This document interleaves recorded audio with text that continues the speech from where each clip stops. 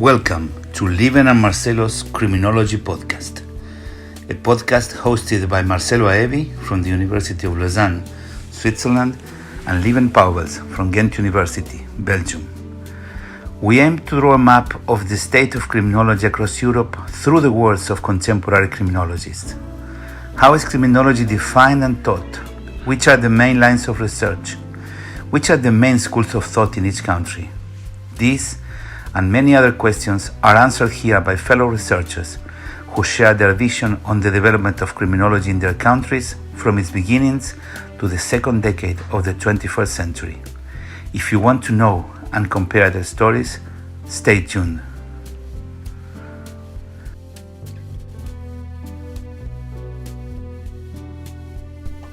Today we are interviewing Lode Walgrave. Lode Walgrave is Professor Emeritus at the Catholic University of Leuven. He is an internationally well-known and excellent scholar in restorative justice research, and he played also a pioneering role in studies of juvenile delinquency in Belgium. He was at the forefront of the interactionist school in Belgian criminology. Lode Walgrave received the ESC Lifetime Achievement Award in 2008. This interview was conducted on the 14th of March 2023.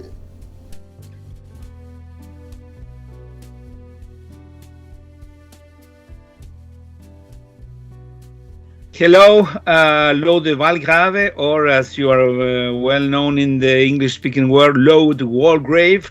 Thank you for joining us in our podcast. It's really a pleasure to have you here. It's a pleasure to be there. Hello, welcome, Lode Walgrave. Thank you for joining us as well in our podcast, and we really appreciate you making the time for answering all our questions.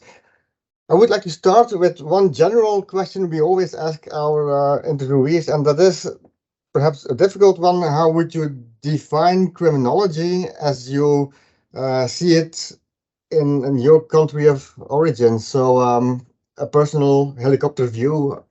Well, defining criminology currently is more complicated than defining it, let's say, when I began. When I began, I became an assistant to a professor in criminology who was in fact a psychiatrist, Professor Delart. At that time, in fact, criminology was the study, what we call the homo criminalis, meaning the person who commits crimes. How can we understand such a person and how can we treat him? That was in fact at that time the definition. Of course, we know all that it is now very, very broader concept. And if you look at the programs, you see now in the International Congresses of Criminology, it goes from the human rights issues, interrogation systems, the police of juveniles, restorative justice, prevention of sexual delinquency, and so on. It's such a broad thing, also about the sentencing practices and so on, prison conditions. So criminology is now very broad. And I think, I don't know if I could now currently make a firm definition. I would say criminology is the field. It is a field. It's not a discipline. You know, I think we agree on that. Criminology is a field of research and practice where the normative meets the descriptive and the explanatory. Of course, the hardcore is the legal norms, the penal law, and so on, but also deviancy in other norms. They are more or less part of criminology. You have some gray zones around the hardcore of criminology. And if we look then at this field, we look at the one who is transgressing the laws and the norms and so on, but also at the system and on the persons who are working against these transgressions. So I think was it not Dixon who in the 70s, 1970s or 80s, after the first wave of critical criminology, who said that In fact, instead of criminology, we should better speak of controlology. I find it very difficult. You could say the most easy definition is the one you know, I'm sure you know. So criminology is what criminologists do. Yes. And who are the criminologists? Those we can meet on the international conferences on criminology. So it's a very broad field, but somewhere it's about norm enforcement, norm making, and control and enforcement, and also the persons who transgress them, and so on. I think I cannot define it better now. Would there be a better one? I don't think so, because as you say, it is a field, and I mean, I know the discussion between scholars who argue for it as a discipline or it is a field. As a field, I think it's much richer and, of course, more difficult to give clear boundaries. But I mean, we don't not need any boundaries, I guess. You know, maybe John Braithwaite, he once wrote an article on the tents. Criminology should be a tent instead of a building. So he was very opposed to the idea that you have fixed buildings. That means also that within the building there is a discipline, there is methodology, special methodology, special networks, and so on. Whereas a tent is something you can break it up and can you replace it. And I think that is partly applicable to criminology. When I began in criminology, for example, cybercrime, even cyber didn't exist. Restorative justice, I never heard about it. Situational prevention, it didn't exist. And you name it. So the world changes, the situation changes, the problems change. And I think this field also becomes narrower and then sometimes very broad. And we have also to look. So I cannot speak about youth delinquency if I cannot speak about school and school systems. Far beyond only the young delinquents in the schools. Is that criminology? I don't know. I don't think so. But I need it in criminology, the insight in the school system, for example, to understand some etiological processes and so on. Well, yeah, that's criminology. I think in Belgium we have seen a very special development. When you look at the history of Belgian criminology, you see the schools of criminology develop from the classical and especially positivist traditions. How was this development met in general? The radical change towards the more broader sociological view at the time, because this is something our listeners will very much be interested in. Everybody knows the history of criminology, especially in Belgium, because of the old schools and GTLab, but it's of course much more. Could you tell us a little bit more about this development in the 60s and 70s? Yeah. When I began, as I told you, I was an assistant to a professor, a psychiatrist, Delard, and he was an absolute successor of De Grave. Etienne De Grave was his hero. And you know, De Grave is also an iconic figure in European criminology, or in world criminology even, a psychiatrist. When I began, I believed in what we now would call clinical criminology. My ambition at that time was to understand better the origins, the etiology of youthful criminals. That was my ambition, and to find the passepartout in the treatment of such kind of problems.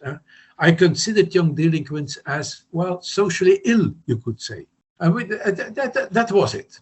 Now, a certain moment, my professor, Delard, and his first assistant, who was de Batselier, Lieven must certainly have heard about him. I don't know whether Marcelo ever heard about him.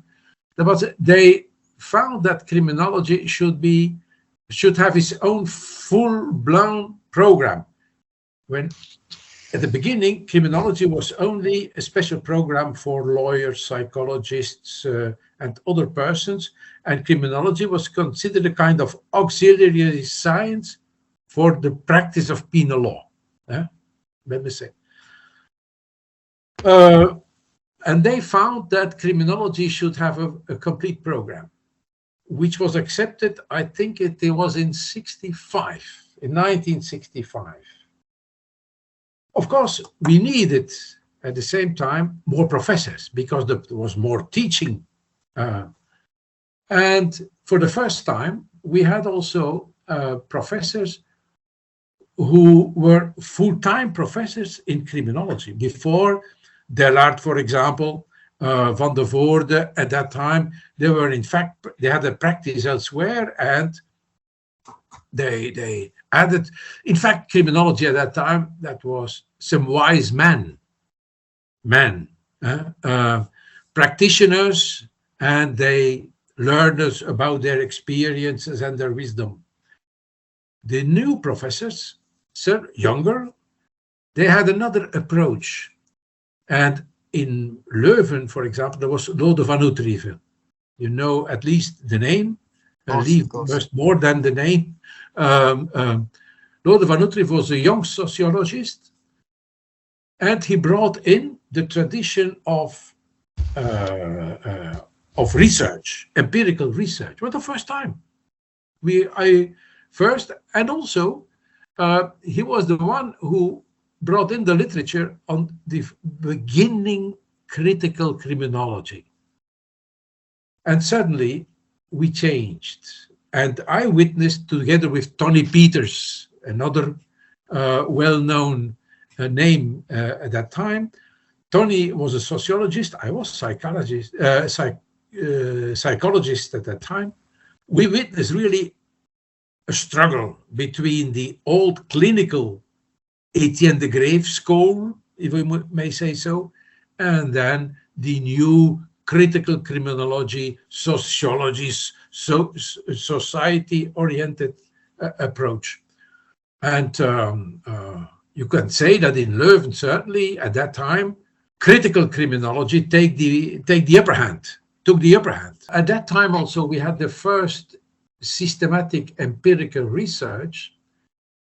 Was it by the end of the 60s, at the beginning of the 70s, the first time the Minister of Justice launched an inter-university program, research program in prisons.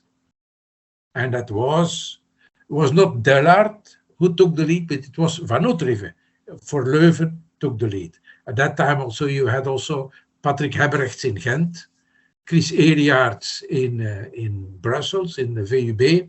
Van Walgrave took the lead, and he also influenced very strongly the Belgian Society for Criminology. And I remember, and I have noticed it, the Belgian Congresses on Criminology in 74 in Liège and 77 in Ghent, where the Belgian criminology really chose for a kind of conflict model in relation with the authorities, with the criminal justice system, and so on.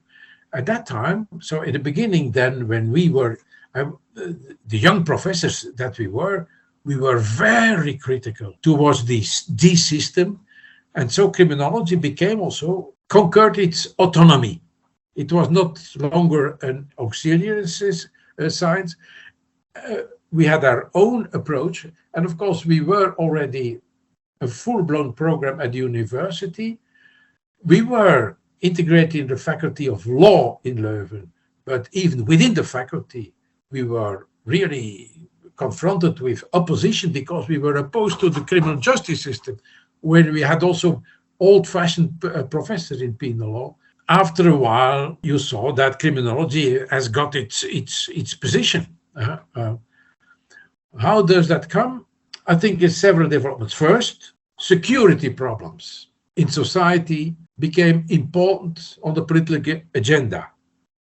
80s, the 90s. There were some politicians, ministers, who were interested in some criminological input.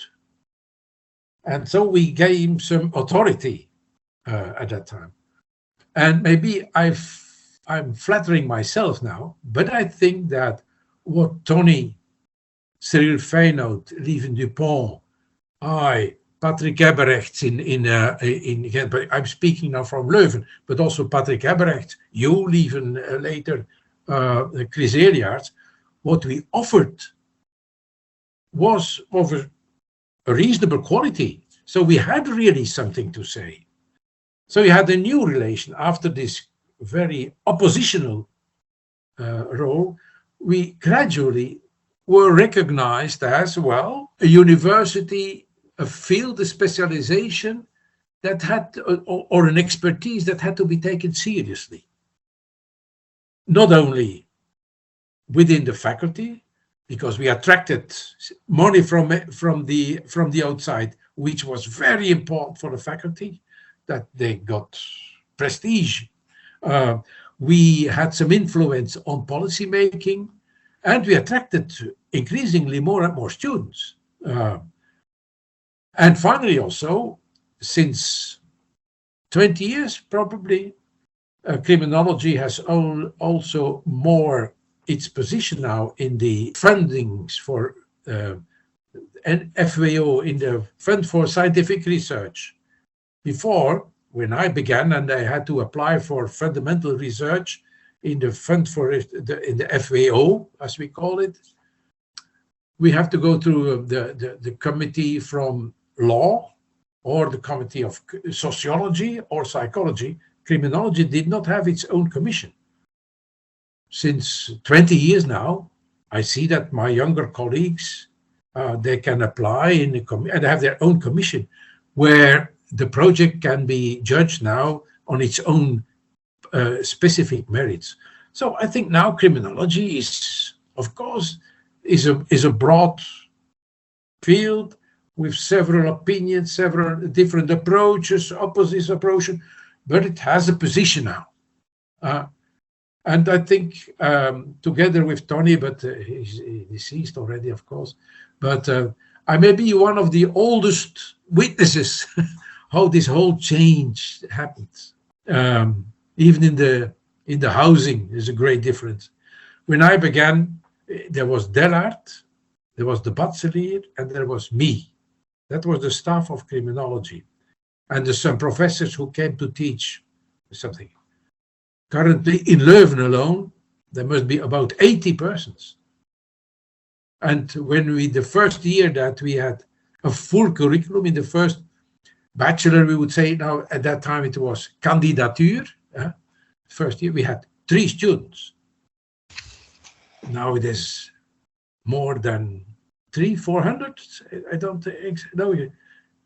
And in the criminology discipline in Flanders alone, all together, must be more than 1,000 students, I would say. Ghent, yeah. The most, you are the most in Ghent, still? I think it's about the same, but it's huge. It's like huge, 400 or 500 new students every year. You alone, and we have, so it has its position now. And I flatter myself by saying, we did it well. But of course, the circumstances were there, and the attention for the security problems and so on were there. Yeah, Lode, this is a very, very interesting history of how the discipline or the field developed in Belgium. At the same time, before we started the interview, we were just discussing informally, and you were talking also of the bureaucratization of the work, of the amount of paperwork. How did that happen? That is not only criminology. I think the university has my first special money I've got to organize a seminar when in Belgium the new law on probation was voted. Criminology Leuven, I was still an assistant, organized a seminar for lawyers, judges, and so on. We needed special money. Well, I just went to the rector himself. I took the phone. Altogether, Leuven at that time was 6,000 students, the Flemish part. was 6,000 students. So we could go to the rector. And I went to the rector to ask for some money. And the rector looked at me and he said, how much would that cost? I don't remember anymore. Let's say 1,000 francs for some coffee and stencils and post stamps, because there was no internet, of course. And he took a box of cigars and he gave me 1,000 francs. And he asked me, is that enough? I think, yes, I think it's enough. Okay. I didn't have to sign anything. I just left his room, his office, with 1,000 francs in my pocket. There was about, say, 10%, no, more than 10% of my monthly income. I had not to justify anything. Well, there was a trust, there was confidence. The rector trusted that if one of his people came to ask money, well, he will use it correctly. That's how universities worked at that time. You know, now if you want to buy one book, how many forms you need to comply, and so on and so on. So it has, and there is also in criminology. And we had to change when I decided to stop in 2002, 2003, it was after we decided, the new rector decided that at the university, every year should not be of more than 10 different courses. So we had to propose to the university authorities the new program on criminology, and every year not more than 10 separate courses. We worked days and nights and weeks and months to finally make a program. We entered that program and it was approved. But then the year after said, yeah, sorry, but now we will have the bachelor and master structure. We have to redo it, but now for bachelor and master. And it must be internationally, and it must be more comparable to Ghent and to Brussels and so on. So we had to start again after 1 year. And that was for me, I never forget it. I said, now it's enough. I chaired one of these commissions for the first thing, said, I stop it. It's enough. And I had the opportunity to do it. But I think you all know it, how the bureaucracy is killing your creativity, the time. Now, I just finished a book review this morning for the Nederlands Tijdschrift voor Criminologie. Before, I would have read it and written it a few, let's say, 10 hours altogether, if I would read it carefully. Now I had a full week to read it, to enjoy the ideas and so on, to think of it, to read something else, just to compare what I've, and to compose a book review, just a book review. It makes your review much better, of course. I hope so. I think so. Yeah. I'm sure that what is certain, that all what I have published since I'm retired is much more quoted elsewhere than what I've written before, because I could take the time. There's no time pressure anymore, or much less. Yeah. I think. Yes, please go. I think we all recognize this issue of time pressure and how it really can be killing creativity. You mentioned that you have the experience, or that you personally define your best publications as the publications you wrote after you retired.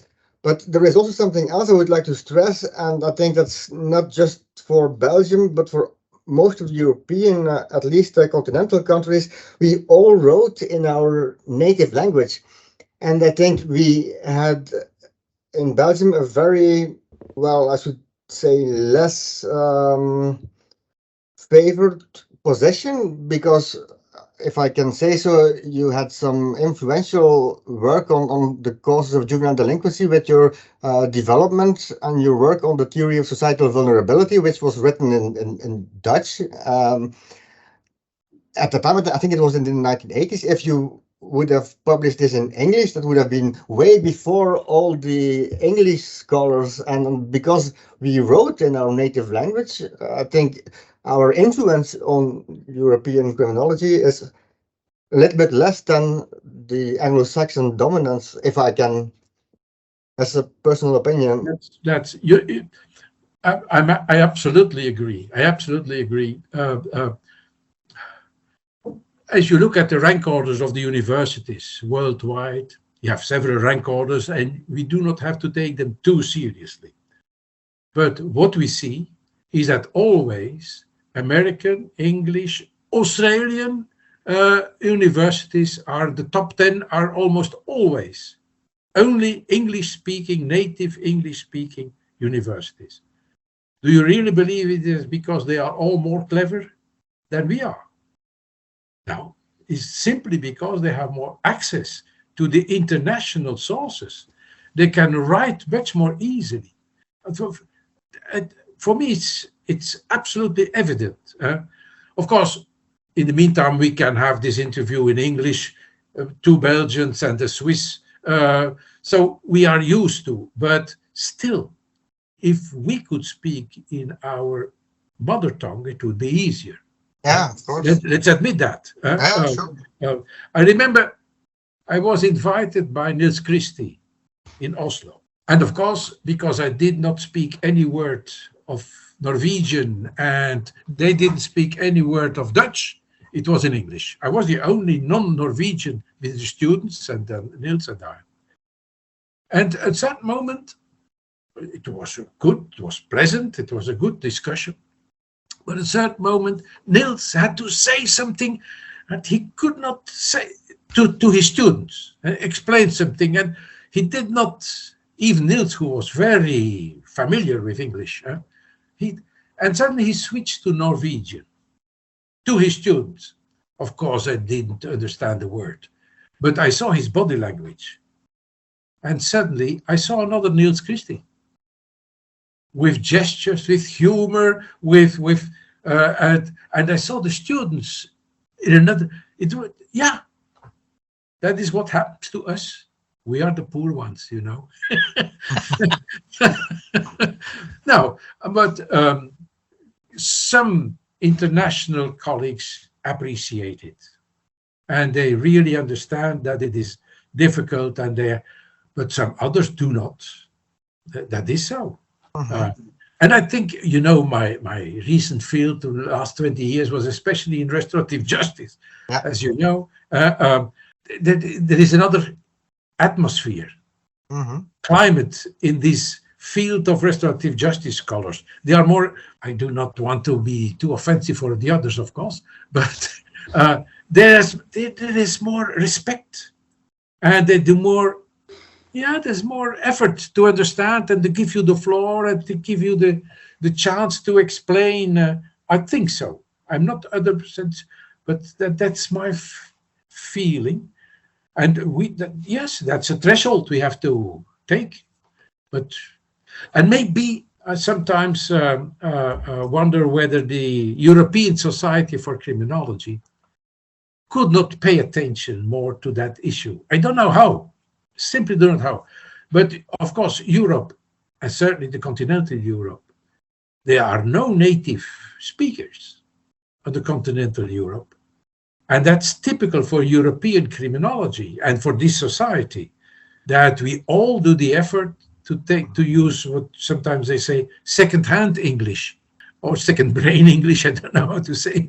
But if something could be done to ease the publications in English. Also, the European Journal of Criminology.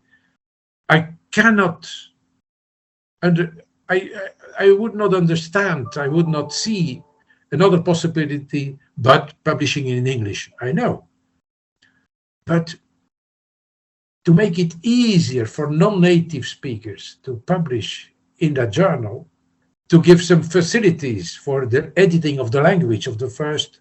We do it, I am in the International Journal of Restorative Justice, and sometimes there also we get submissions where we think that's interesting, it's this word, but the language, we cannot do it like that. But it's so expensive to ask a language editor to work at it. I usually try not to give my opinions because you are the guest, but as you ask, I see three possibilities there. One is the development of artificial intelligence. So if you compare the translations that were made simply using Google, not to mention it, 15 years ago or 10 years ago, and now the quality has changed a lot. Of course, this needs improvement. So yeah. I think artificial intelligence will solve this a little bit. The second one is also that many universities are supporting their researchers and putting people to help them publish in English, because the universities also want the citations for their indexes. Absolutely. And then there's another thing that I mentioned, and as you mentioned, the International Journal of Restorative Justice, just before you change the name, we published an article with Claudia Campistol and a couple of colleagues about justice system in Egypt. And it was very funny because one of the co-authors, she's an English native speaker with a diploma from Cambridge, I think, or Oxford. And we got a comment of one reviewer that our English should be improved. So she was outrageous. And I think this goes in two ways. I mean, the ones that write, we are not native English speakers, but the ones that read are also not native English speakers. And so this interaction is creates some confusion. And then the moment you don't get something, probably they are not native English speakers. So it's quite a complicated issue. Yes, but the only advantage, if you talk about continental Europe, is that as for all of us, it is a foreign language. We are all in this kind of equality situation because we are all talking a different language. Another solution that we use in Switzerland in the federal level is that the person who speaks French speaks in French, and the one who speaks German answers in German and talks in German, and the one with Italian the same. But this is not for everyone. It's in a few cities. If you go to Bienne, for example, Bienne near Bern, this can happen also at a shop. But not everyone is bilingual, and now the English is taking a lot of force everywhere. But I see the point that you raise. I think that maybe artificial intelligence will give us the solution. But maybe another possibility would be that, for example, and then we can switch to another subject, of course, but not that also in the European Journal, they give also summaries in at least one or two other languages. For example, in French, which is maybe the second most important language in Europe. Eventually, we could think of Spanish or German, but small summaries, at least that at that moment you could motivate people to do the effort to read it, the real stuff.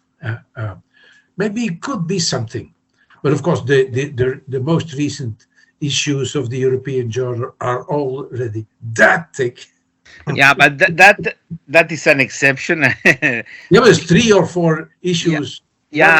Because there was at one moment, with this idea that online first. There was a lot of.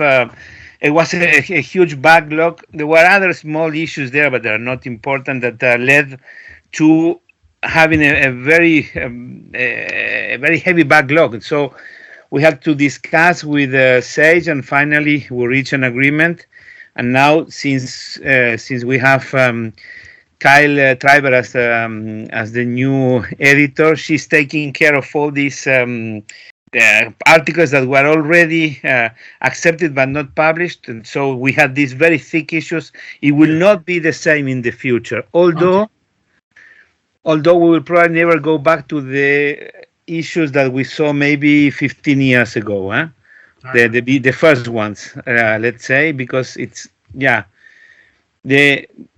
there are a lot of articles being submitted, and although the rejection rate is relatively high, a lot of people want to publish in the journal. And well, of course, it's on the European continent is I think maybe the most prestigious journal for the moment of criminology in English on the European continent. Yes, I would say yes. Yeah. So that's good, and also there is also this movement towards open access. And so once you publish in open access, then you could perfectly, without infringing any law, translate to your own native language, and then publish saying this was originally published under a Creative Commons license, blah blah blah. And this is also a potential solution, that you first publish in the journal, and then if it is open access, then you make a version in the native language. Okay, There was another thing that you mentioned that I found particularly interesting. You said, when I started restorative justice, I never heard about it. Situational crime prevention, situational theories, I never heard about it. You mentioned a third one, I will remember it. We will go to restorative justice because, of course, it's one feeling which you are one of the popes. But about the situational approach, how was it received? How did it arrive? Because you saw that. Situational prevention. I wonder whether it really penetrated systematically well on the European continent. I wonder. But of course, as a theory, I teach situational prevention because I was also, in my time, I did also teach prevention. So I read about it and so on, and I tried to see, for example, in Brussels or in Antwerp, in some bigger cities in Belgium, whether or not they had some ideas about it, and whether or not they did it consciously, or they implemented some prevention strategies that we could see as situational prevention. But as a full-blown strategy, I don't think that it has ever broken through here. Did it? In Switzerland, yes. Oh, in Switzerland, For example, the heroin prescription programs that you also had in Belgium. These are clearly, it's harm reduction for drugs, but it's situational crime prevention also for the part of crime. But I see what you mean. Sometimes it's related to persons. Of course, in Switzerland, with the influence of Martin Kilias, who was very fond of that theories, we were all influenced by him. And it's true that if you want practical solutions, you can find quite a few lines of work. But I feel this reluctance that you mentioned. In some, even when you publish, sometimes they say, I am not a fan of situational theories. It was more difficult. No, I don't think so. I was not reluctant against situational prevention. Only it was not my specialty. I had some interesting, even Paul Ponsage, for example. I remember that he was interested in that, and I think Paul had rather good contacts with police. I think it was a subject of contacts with the police, but of course you have situational prevention as you could say, a theory and a theoretically well thought through practice, and you have some intuitive situational prevention, as we all do when we go out late in the night. It's and of course Martin Kilias, indeed, I remember that in Belgium and Leuven you will correct me if I'm wrong. I think in Belgium the main prevention idea is still the socially the prevention based on well-being and promoting the inclusion of the people who are in trouble and so on. That's still the main tradition, I would say. Is that not so? It is the main tradition. I can of course not speak of the history, but at least when I was a student, and I was in the 1990s, there was hardly spoken about situational crime prevention except within the police. And so there were also police students who studied criminology. In Ghent, yeah. That's the only thing. Neighborhood watch came later, but it was always social prevention, the prevention of structural poverty and the inclusion in school prevention, delinquency prevention at school, trying to also avoid problems of abuse of drugs, and trying to avoid people falling out of the system. I think this is one of the key issues, I would say, in Belgium, the importance of the social context, be it in primary, secondary, or tertiary prevention, but this social aspect rather, I mean, in contrast to the situational one, although nowadays I have the feeling that we speak of integrated prevention, but I wouldn't say that situational prevention is our specialty, between brackets. Yeah.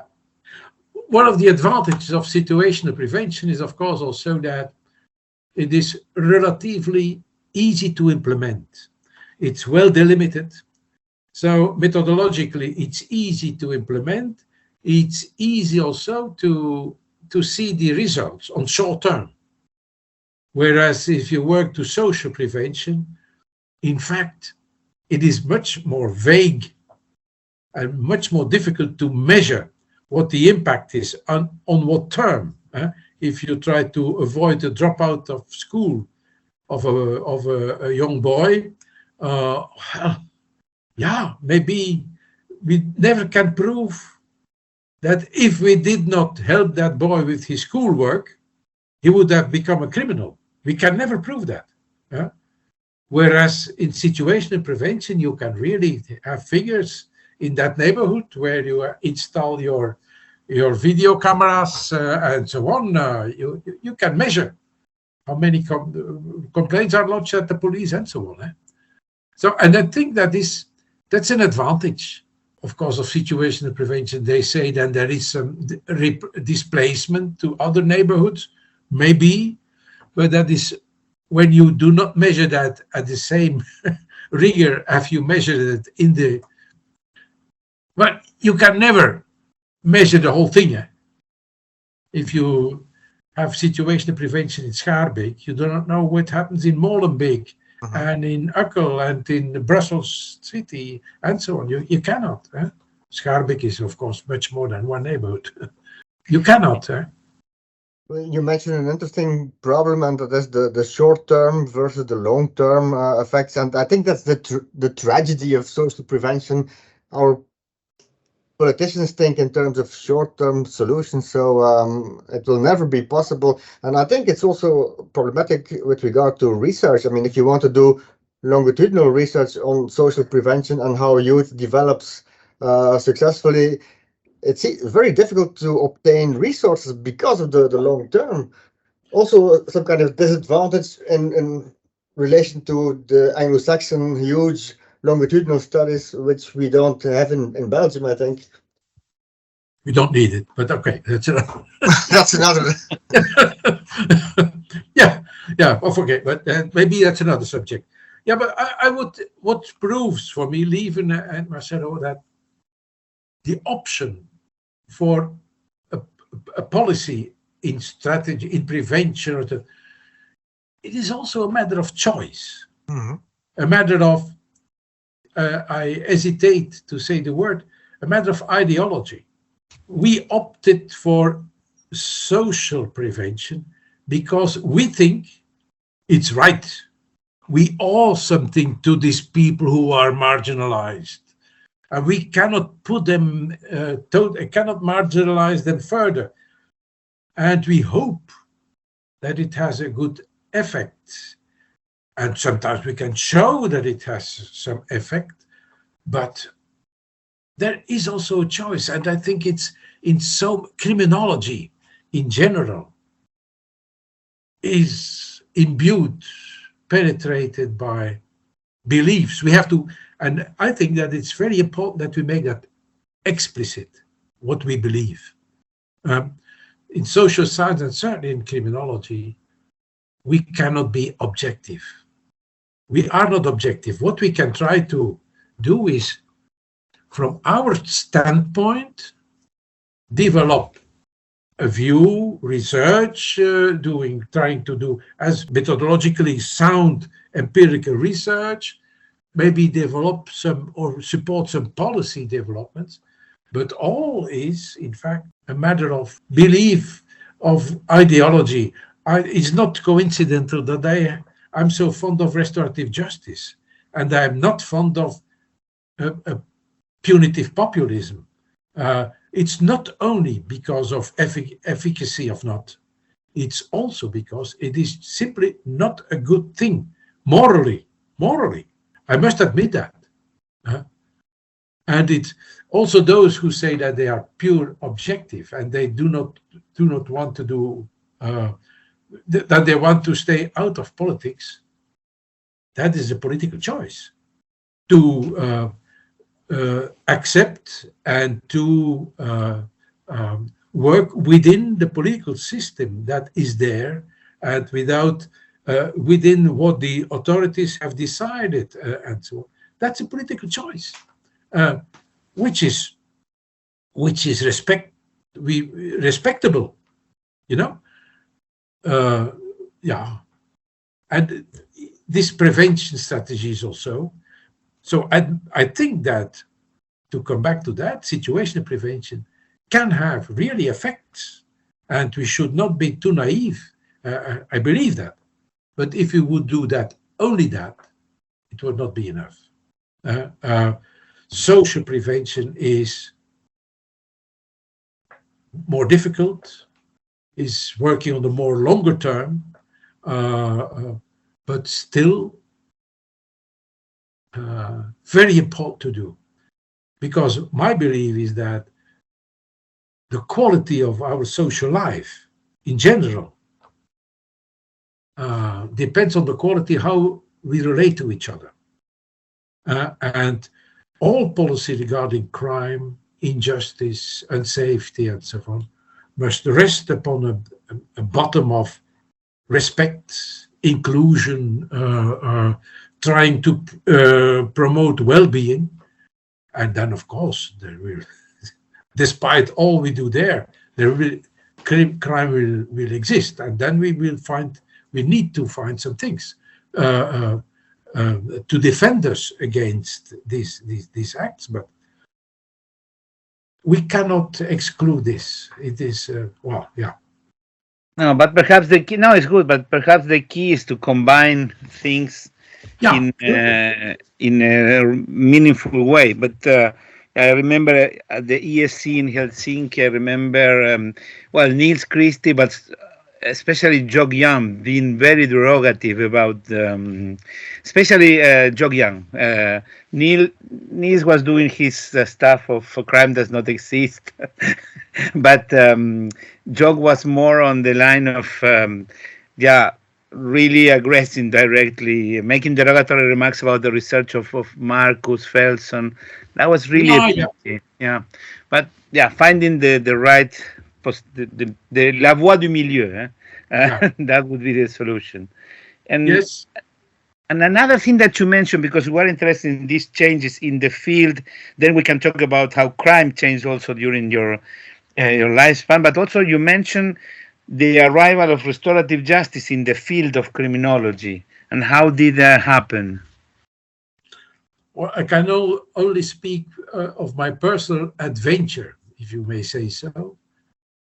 You may know that I was, in my younger years, an enthusiast critic of the juvenile justice approach, protective youth protection. I thought not only that it was not efficient, but also that it neglected, in fact, the rights of the juveniles and also of the families and so on. They were approached as problem and so on. And I was very critical about it, but I did not want to return to the punitive. So I was a bit stuck myself. And then I think it was in 84.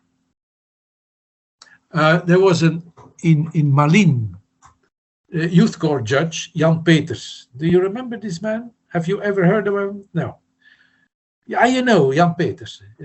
Because you talked to me about him. Okay. Oh, yeah, you have good memory there. Jan Peters, he imposed to juveniles who committed serious things community service instead of sending them to a closed facility. He said, you can choose, or you go to a closed facility, Mol in Belgium was that, or you do 80 hours or in the weekends and so, or more work in the green service of the village or the city or the municipality where you work and where you have committed your. And he explicitly said, you do this because you have to compensate something. You have done something to society. You have to give something back. That was his reasoning. And when I heard that, I was thinking, well, there is something reparative. And I thought that this would be a third way, not treat, not punish, but really putting the juvenile offenders before their responsibility. They have done it, and they should not have done it, but the response should be more constructive. So they could come, well, okay.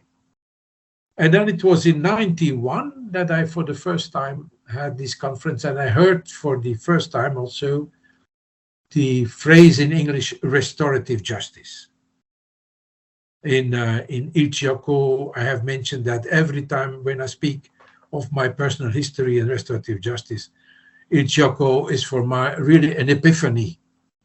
We were 30 researchers from all over the world, Americans, Turkish, Europeans, of course, Canadians, and so on.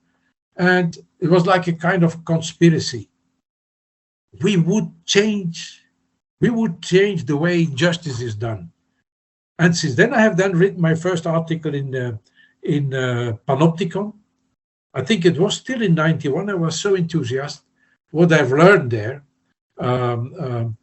And I spoke, and for the first time, and I think it's the first time that I used this Dutch word, herstelrecht, to translate restorative justice. So in Dutch, Marcelo, you have strafrecht or herstelrecht. Strafrecht is justice that punishes, and herstelrecht would be justice that restores, that repairs. So, and since then, the word herstelrecht has had this career in the Dutch language. And I was working at that, and so I was looking for a kind of third way for the juvenile justice system. In the meantime, Tony Peters was working 3 doors further in the same corridor. He was working in victimology and in penology. And he found that mediation would be interesting for the victims. But we didn't know of each other. So it's only after a few years that we fully realized that, in fact, we were working on more or less the same ideas, looking for ways how a crime could be responded to by a reparative intervention.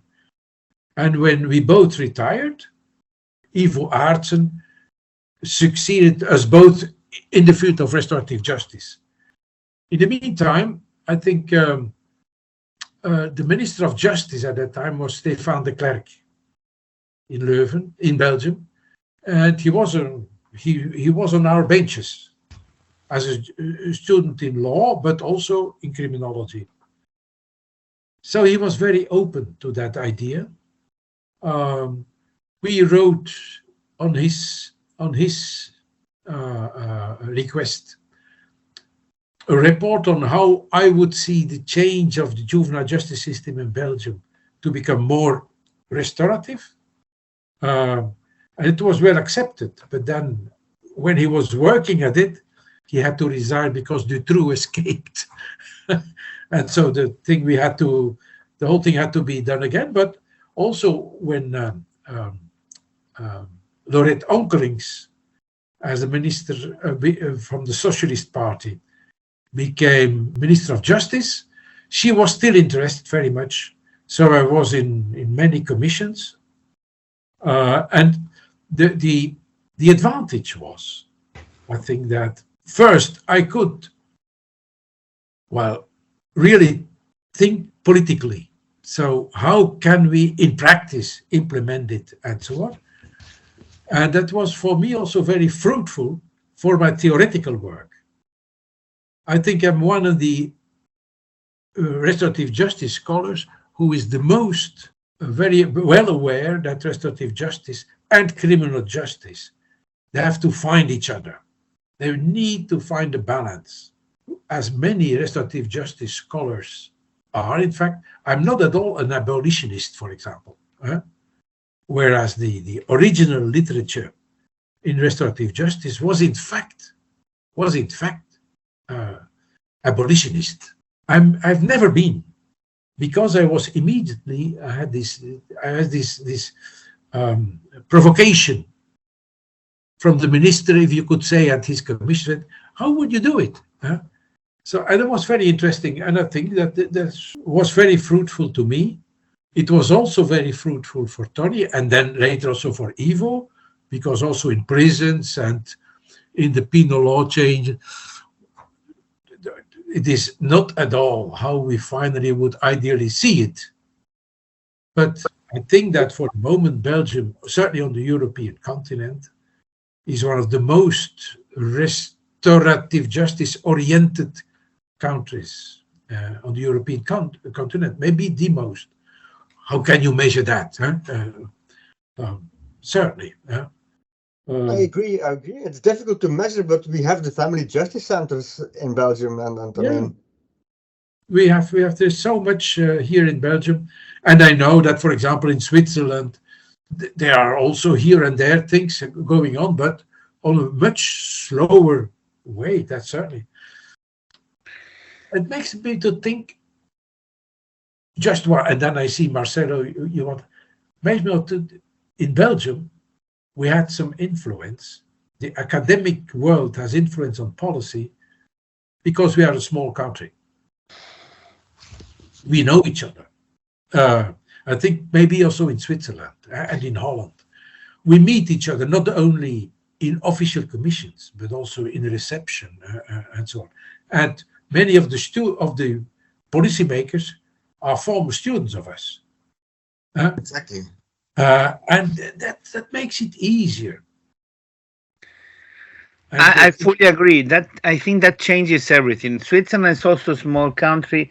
The issue of the languages divides a little bit, and criminology is strong in the French-speaking part, which is the minority region. Of course, the Italian-speaking part is even smaller, but you have more influence with German probably. But the fact that people know each other, you can see it also. You mentioned that you were in several commissions. This is also the case here, and in some changes when the criminal code was changed in 2007, you could see quotes from the literature. Then when they went back in 2017, that was more close to maybe punitive populism. We will have a PhD dissertation on that topic next week. Maybe I will send it to you later, Lode, if you have the time. But I think that's important, the fact that it's a small country. And then, as you mentioned, people tell you, okay, how would you do it? Because it's very easy to say, yeah, let's abolish the prison system, or now let's abolish the police. and I think that when one, but of course everybody's free to do whatever they want. When you go with this kind of discourse to the media and you say, we're going to abolish the police or we're going to abolish the prison, you lose a lot of credibility. And then the field also resents this because it's I mean, in the current state of affairs, in the current state of humanity, this is impossible. So if you want to help developing things, to improve things, then you must be somehow near what's going on. And I think that is a change from the critical criminologists of the 70s that were criticizing. Then there is some change in some of them that go to something more concrete. And I think probably this is related to restorative justice. No? Yeah, but in my view, there is one fundamental persisting problem. That is criminal policy, certainly for the moment, and crime, the experience of crime and dealing with crime is basically an emotional thing. Punitive populism is flourishing on this emotion, whereas criminology, as a science, tries to be rational. And I think there is a permanent friction between both. And policymakers who have been studying criminology, law and criminology, they are convinced when they leave the benches, but then when they become politically responsible, they see that that they are under pressure of the punitive populism. And I think that's a permanent tension, which we cannot avoid. Even if there was less punitive populism, still, if you or I were confronted with a crime, our first reaction would be emotional. Maybe I have. It was emotional. I was absolutely. If I would see it later, we calm down. We are criminologists, so we can reflect and so on. But the public that is less informed, they remains. And then you have what was it, Bert Kuczynski, who spoke in terms of a crime carousel. The emotion of the crime, media who blow up still the emotion, and then even also the profession of the criminal justice, police and so on, they try to stir up this because they have interest in more attention for crime. For example, in Antwerp, you see now very well how some, very recently, they stir up the problem of the drugs, because then they can get more funding and more staff and more to fight against the drugs that threatens us all. And so there is an idea that all the time crime is raising. And the politicians, for a part, they can try to be reasonable, but they are under pressure. They cannot really counter that. And then we criminologists, fortunately, we are not dependent on media and so on. We can try to give some counter ideas, but it's very difficult. I think that the tension between criminology and criminal policy should be given more attention by the current criminologists. What is happening there? What is our role? Where are our possible entrances? More than just a report on that's how policy works. Criminology and criminal policy. While I'm speaking now, Lieven, Marcelo, please, in the curriculum, a special course about criminology and criminal policy. How does that interact? Where can you work together? What what is the mission for criminologists and so on. I think that is a very important thing, because intrinsically we are not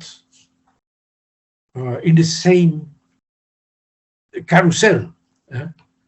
We have to take distance from that and try to stop it, or at least to refrain it.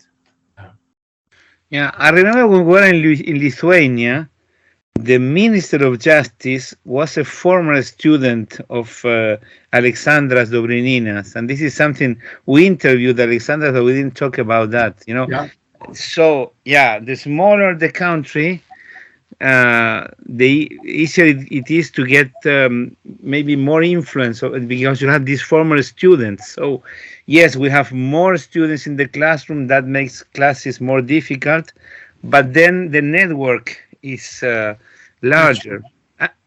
I don't know how you see this, but I think that one thing that is missing also because as you mentioned, there is a lot of ideology, and each of us has a way of looking at the world, and it's good to mention it. I think that our knowledge of economy is very primitive, you know, especially when I hear some explanations. I mean, the descriptions of Marx were good for the 19th century, but we're in the 21st century. And I think that this, if we were a little bit more aware of how the economy works, because to do restorative justice or to introduce new kind of punishment, you need a budget. Perhaps we could also be a little bit more effective. Of course, you can say they are giving the Nobel Prize to one that says, let's privatize everything, and the Nobel Prize also to one that says, let's put everything in the hands of the state. So it's also difficult. But I think that maybe also a way of having more influence could be to know a little bit how the system works. Yeah. But still, criminal policy is certainly public policy, and is very vulnerable for elections. And politicians who are launching themselves, who are working in that field, have to be very, very careful, because it is one of the most sensitive subjects, I would say that, and immigration, which is sometimes linked, crime and immigration, and they are very vulnerable. So they need especially ways to convince the people who will vote for them or not, that another approach than the purely punitive approach is not only possible, but even preferable. I say the purely punitive. I know that sometimes punishment and locking in people will always be necessary. I'm not naive on that, of course, but there are other priorities in the policy. And we need to find a way to communicate that in a convincing way. You know, some people have been thinking about it, but not enough, I would say. Lieven, I see that you are about to say something very important. Not important, I mean, but I think you raise an interesting, very difficult issue. I mean, the relationship between criminologists and criminal policy. Criminologists need to speak out. Absolutely agree. But if you look at the context of today, the polarization, I think many young criminologists do not want to be involved in this, what you call carousel of extremism, and where criminologists are accused of being or attacked on social media, and I mean, it's a very complicated situation nowadays, while it is much more needed to have this nuanced answer, because if you look at longitudinal studies, there is a very strong relationship between, for example, economic inequality and extreme voting. So I think it's a very important issue. The question is indeed how to discuss this and how to learn to discuss these sensitive issues with each other again, without getting into this polarized situation where you end up, if you try to give expression to your views on social media and so on, This has been a very, very tough issue. I find it very difficult myself, to be honest. It was easier 20 years ago to discuss these things with policymakers, and the discussion was much more polite, between brackets. That's true. That is true. But that's part of the general hardening of social life. Eh? Yeah. That's not only on the social media, but also in business, in sports. It's everywhere, and it ends in a Trump case, or you have Trump and the other. You have a Putin, and these guys who then I don't know. They bark them away through life. Eh? And that's thinking a big problem. Because as social scientists, trying to be polite, we are anyhow softies. And I'm a softie. I'm proud to be. But we are. We try to be reasonable. We try to understand. But it's in my nature. I cannot do elsewise. It's not possible for me. But sometimes I wish I was a bit more a barking dog. Yeah. Yeah. I know a very good barking criminologist, but I will not name him. But I think Lieven, you know already who I am. And so, yeah, you mentioned, okay, we discussed how the field changed, how the teaching of criminology, but also the subject, the basic subject of a study, let's say crime. How did it change? I mean, the kind of crimes that were common when you started studying criminology, and the crimes nowadays, and the authors of these crimes, and perhaps the victims. How did it change? I would say yes.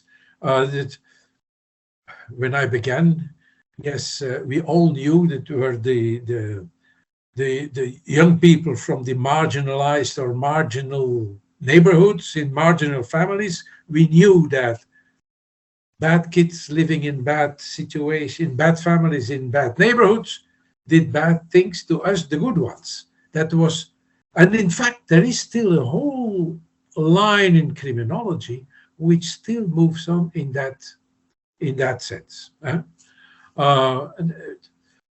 But of course, the internationalization, the social media, and the possibilities there are there make totally business crime, internationalization. We are confronted with totally new forms of crime that transcend the possibilities or the potential of the local governments and local police officers. That is so. That are maybe less visible and less short-term threatening to our individual lives. But that, of course, that much more threatening to our society as such, and the way how the societies are organized, democracy, but also corruption, and so on. And that's a total new given for criminologists. I am, as an older criminologist, I am not prepared to deal with that, to say many senseful things about that.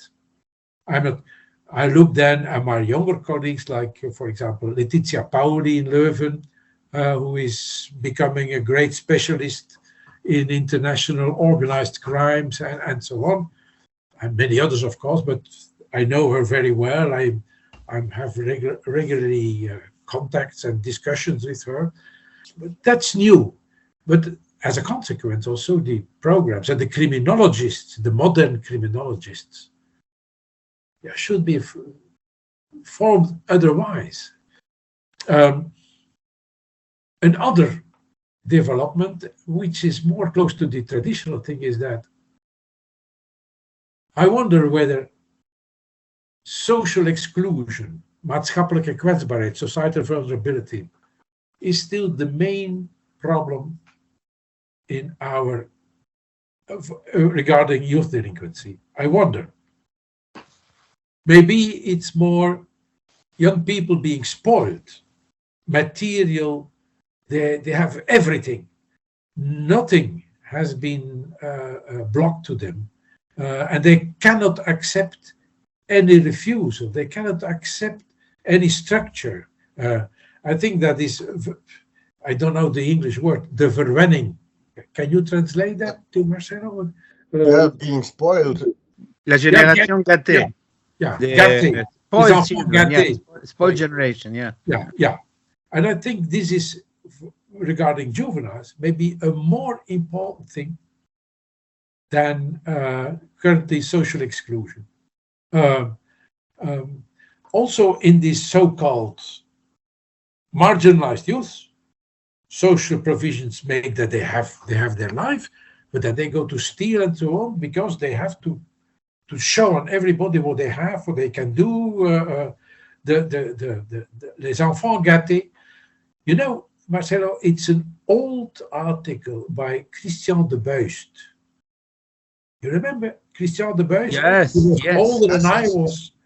And I found an old article written by him, Les enfants gâtés, in the Revue de droit pénal et de criminologie.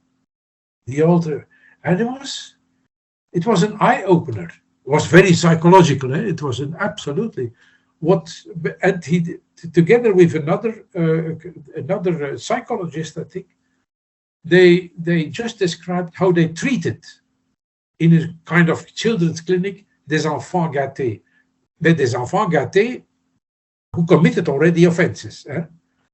And I think this is a very important thing for the future. We have to take care of that. It's not for me anymore. It's for the others. But because the social exclusion issue, it's still very important for policy. But I think that for research, we know it. It's variations on the same theme all the time. Maybe we could leave that. Well, of course, I see Lieven now, you are skeptical about what I'm saying there. But my first opinion would be another research saying that, the bad kids living in Belgium. Yes, another one. For Chris Eliards and Ido Weyers, they have written several volumes on youth delinquency in Dutch. Mm-hmm.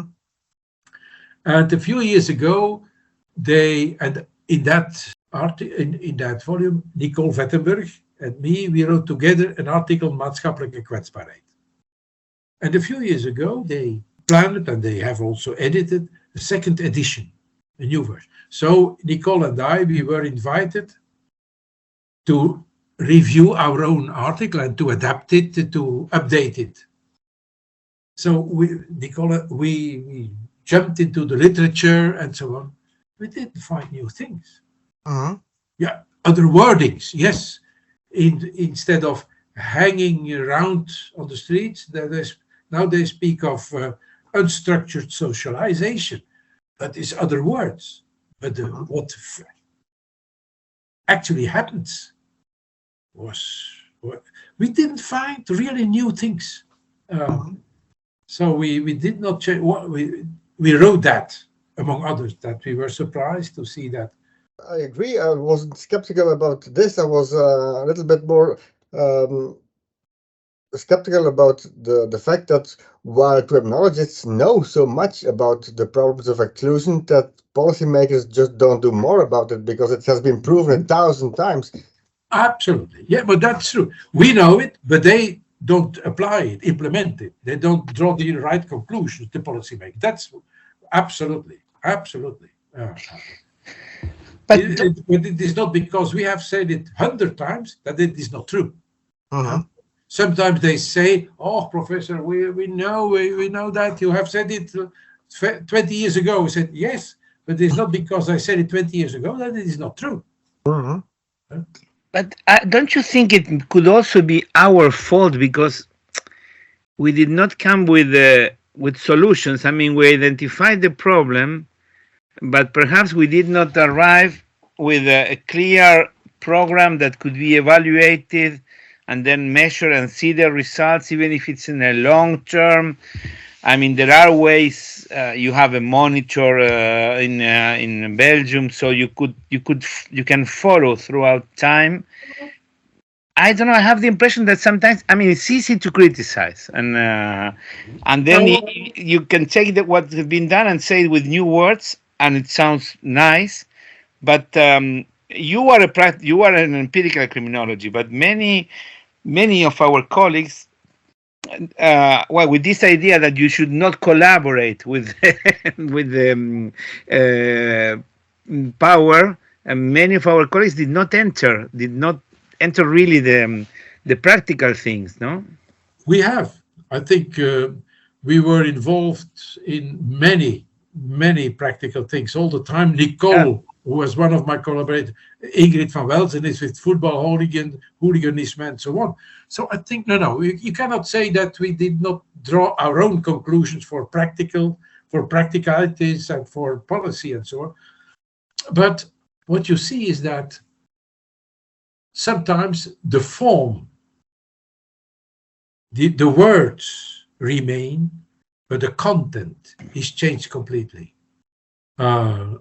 The word prevention, integrative prevention, for example. Sometimes you see that when, as an academic, you are still empowered together with practitioners, and you still can do the follow-up, close follow-up, it's okay, it works. It works in Antwerp, and it works in a neighborhood in Brussels, and so on. But yeah, as an academic, after a while, you have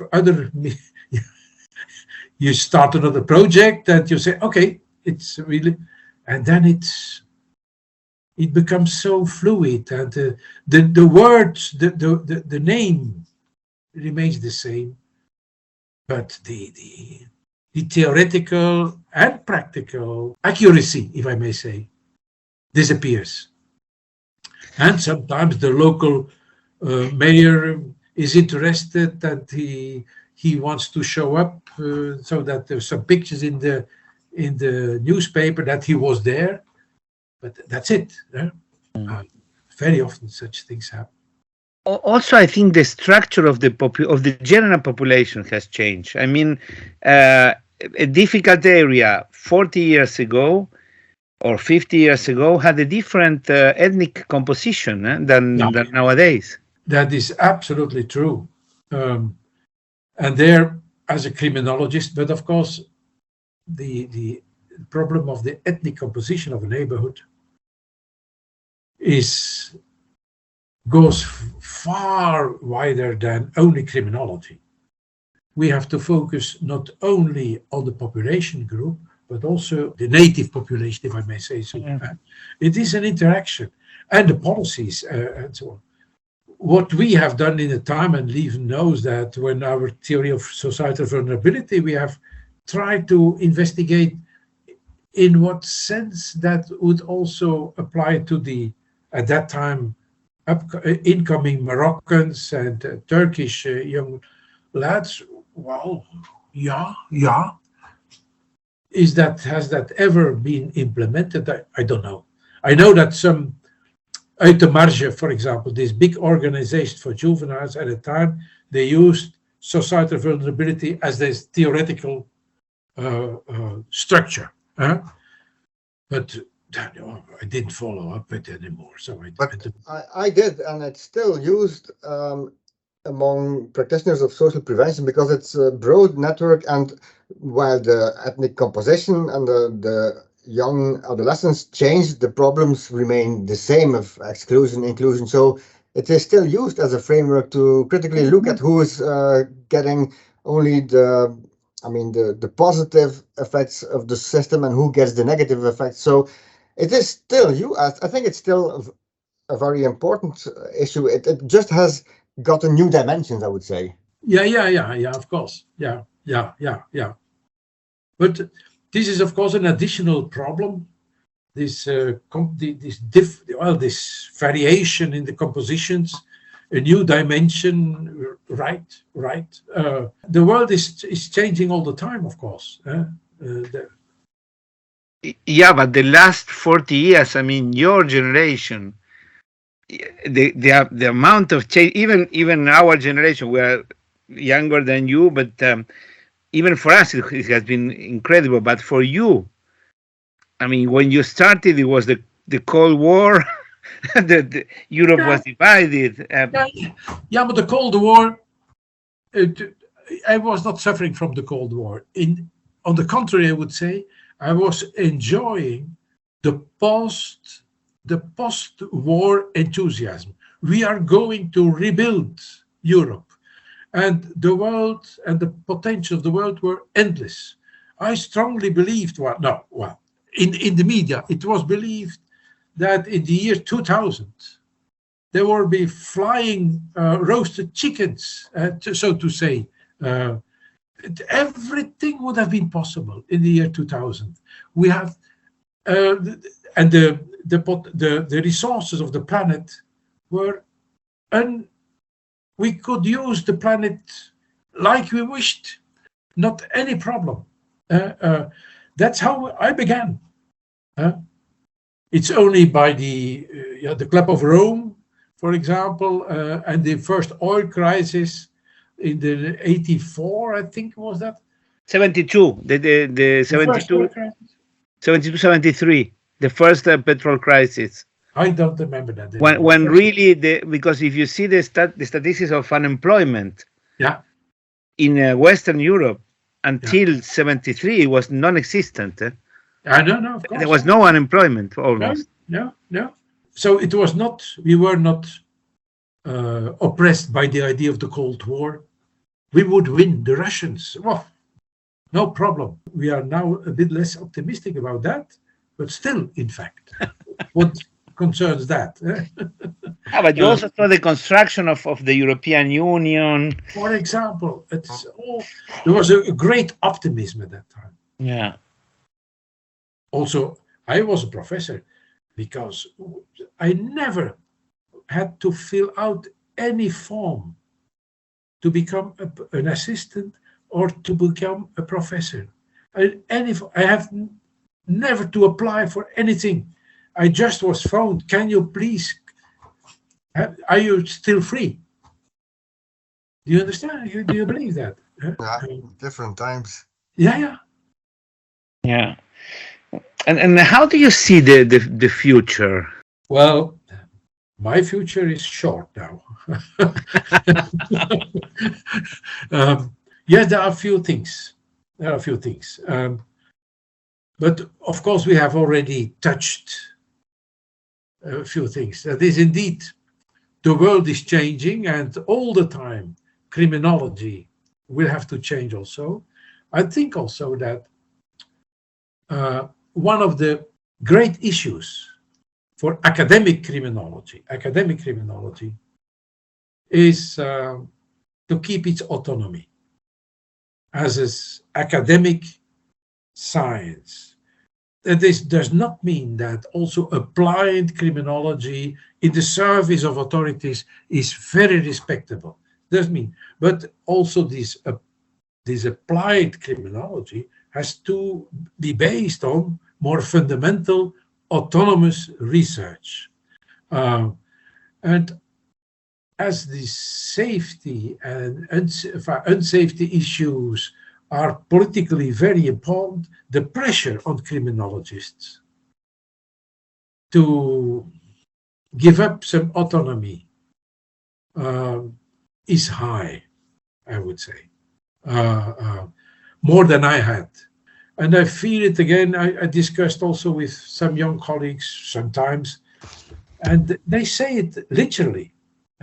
It's not easy, because the university insists that they bring in money from research, but to bring this money in, they have to, let's say, to please the money givers.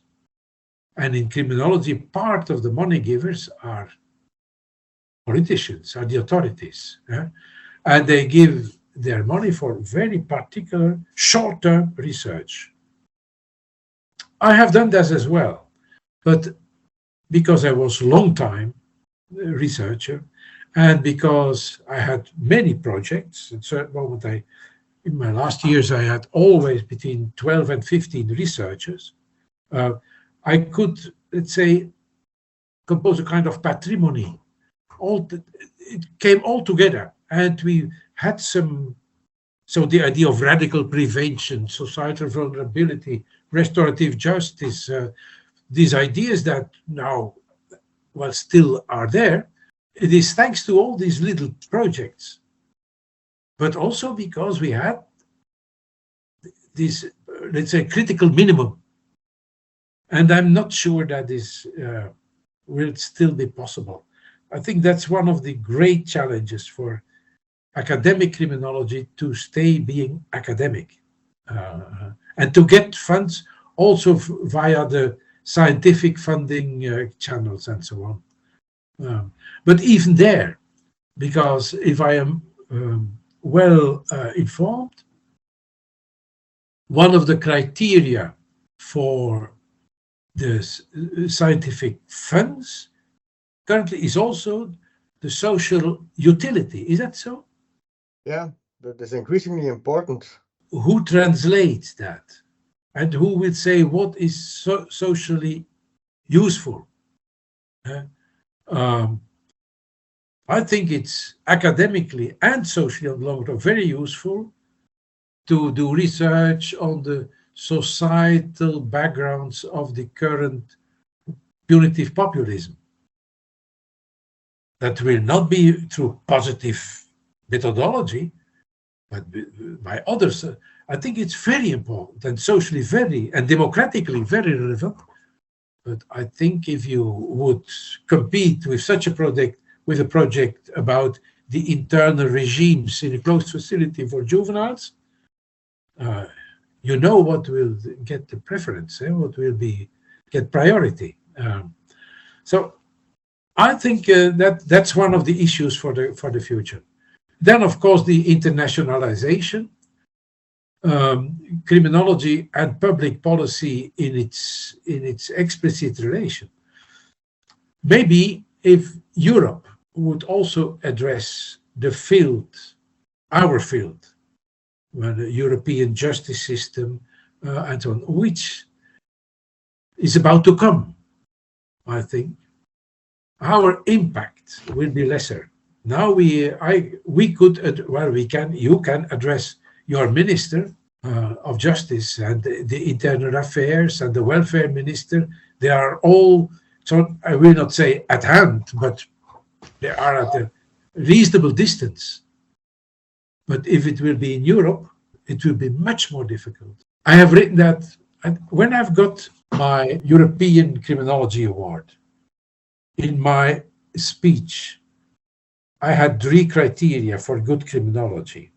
And I think this is still important. That is autonomy, indeed, but also methodology. Of course, that's the plus value of all intellectual activity that claims to be scientific. That is methodology.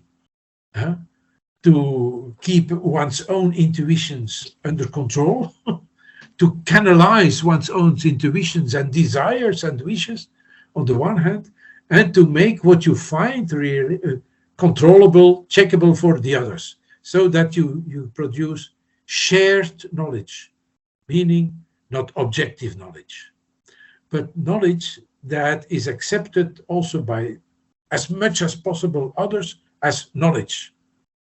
And the advantage of such a knowledge, shared knowledge, is that it is a platform for policy and also for further research.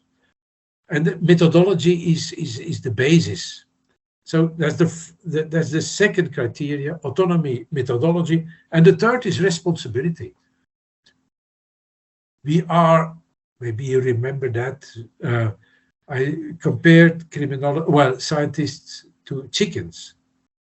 We do not lay an egg and we do not leave it to the others to do with that egg what they want to.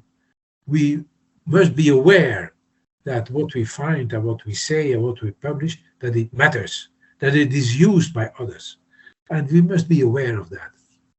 So that's my third criterion. And I think if you can keep these three criteria well, we can go a long way. Lode, I was just checking because I couldn't remember if you got the award in 2007 or 2008. It was 2008. Yeah, I remember the speech. It was published in the newsletter. Yes. Okay. Yes, so that our listeners can find it. The newsletter of the European Society of Criminology. Because I enjoyed it. Was Edinburgh, I think. Yeah, it was in Edinburgh. Yes, I liked it. Yes, it was still one of the highlights of my life. Well, of my professional life, certainly. I have other highlights in my personal life, I must say. Children, grandchildren. So I think we cover more or less all this. Especially, I think it was very interesting to see this all these developments that you saw through your life, and we also talk about the future. I think we cover most of the things we wanted to talk about. I don't know, Lieven, if there is something else. You gave us a lot of food for thought, because there are a lot of things about the future. This is very interesting. I think our listeners will also enjoy this because that's, of course, our job, thinking, not just doing without thinking, but thinking before doing. We covered all the topics we usually discuss. So we are social scientists. We have great responsibility. In fact, we are privileged. In fact, we have a reasonable payment. It could be better, of course, I know, but reasonably paid. We have a great freedom in deciding. We have, of course, many obligations also. So we have to give something back. Everybody on his own way, of course. But that's a responsibility, I would say, really. Yeah, that's a good epilogue, I think, for our talk. Really, Lode, it was a pleasure to discuss with you and to. It was a pleasure speaking with you and being challenged. Yes. And really, really nice. Thank you very much. Thank you very much, you. Thank you very much. Bye. Let's keep in touch. Yes. Bye. Thank you. Bye. Bye. Bye.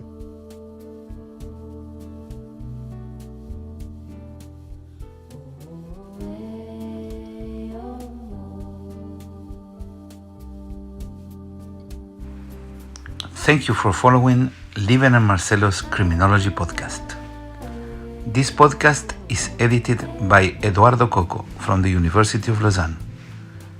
Our theme song is Seagull's Night, Noche de Gaviotas, composed by Gustavo Cantero, arranged by Tato Germano, and played by Tato and Gustavo with the voices of Sasha Conte and Alejandro Turco Guyot. Your hosts are Lieven Pauwels from Ghent University, Belgium, and Marcelo Evi from the University of Lausanne, Switzerland. Cheers, and see you soon.